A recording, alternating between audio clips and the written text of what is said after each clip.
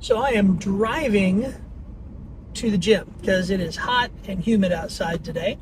It's not terrible, but hot enough and humid enough that I'd rather walk on the treadmill. So today is a Sunday, which means that I did not really have time to walk this morning.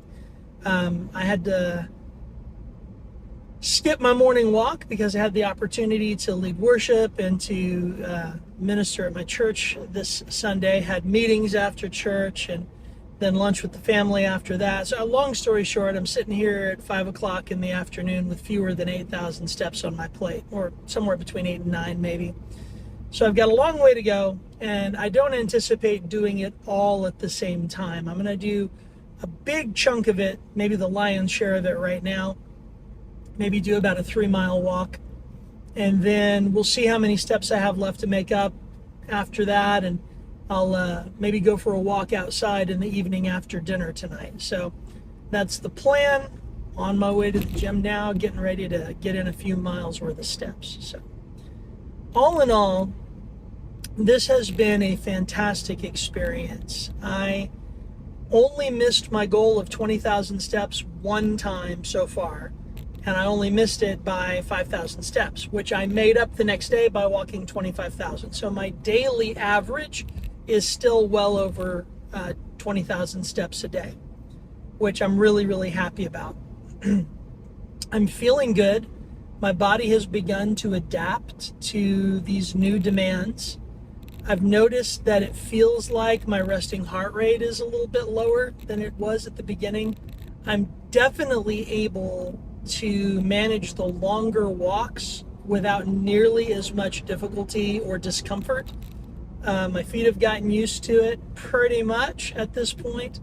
I notice that I can breathe more deeply. Seems as though I'm more comfortable taking those long, deep breaths. And, my average speed has definitely gone up on many of my walks. One thing I have noticed is I can definitely tell the difference in how difficult or easy the walk is based on how well I've eaten in a particular day or how recently I've eaten. It seems like when I have a good healthy meal, maybe an hour and a half to 2 hours before my walk, I seem to have a lot more energy for the walk. So that's an interesting tidbit of information. Generally, my morning walk is at a slower pace because I like to do my morning walks in a fasted state. So I really haven't eaten anything usually when I'm doing a morning walk. And I notice that my pace is slower in those instances. So I'm sure that there's a correlation there. I don't know if it's a cause and effect, but there's a correlation there. And I find that interesting. Nothing I'm going to draw any conclusions from at this point, but it's interesting to take note of. I have not seen a tremendous amount of weight loss. In fact, in some ways, it seems like doing more steps has sort of stalled my weight loss. I am down a few pounds, but not as much as I had expected to be. But you know what? That's okay. I'm feeling really good. And I'm using that as more of a gauge for how successful this has been as opposed to the number on the scale. I'm not freaking out about, as long as it's not going up, I'm not really freaking out about the number on the scale. There's plenty of time to worry about dropping pounds later. I do notice, though, that I have been more lax lately in tracking my meals. I've allowed myself to eat later than I normally do. So in some ways, I've been so hyper-focused on getting my 20,000 steps a day that I've maybe used that as an excuse to pay less attention to my diet.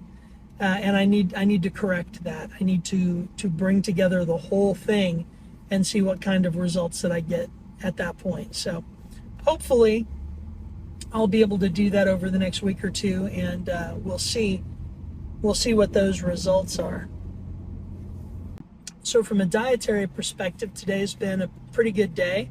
I started the day with a banana and a protein bar. Not the perfect combination, but I was in a hurry, didn't have time to really prepare anything else. For lunch, we had Subway.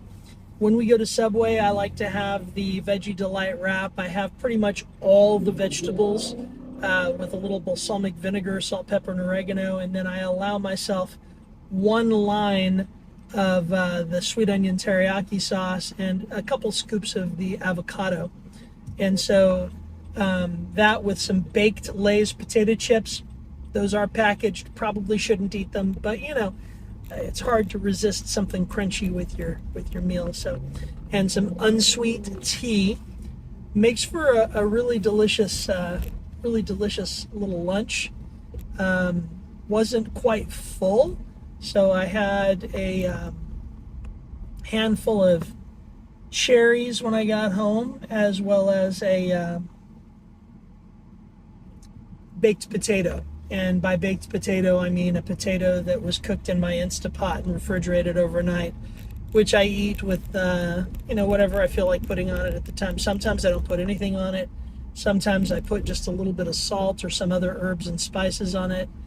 The other day, I mixed some curry powder with black pepper and salt and some apple cider vinegar to make sort of a slurry that I would dip the potatoes in, which was delicious. So, those refrigerated potatoes have a higher resistant starch composition than a fresh baked potato, and they're very, very satiating. So if I find that I've had a lunch where I'm still hungry because it's been a very light lunch or just a lot of vegetables, I like to add a small Yukon Gold baked potato to that, and it really does satisfy. Makes me feel like I'm full enough to move on without snacking on anything else. So I have arrived at the gym. Gonna head on in there, get checked in, and hit the treadmill. Thanks.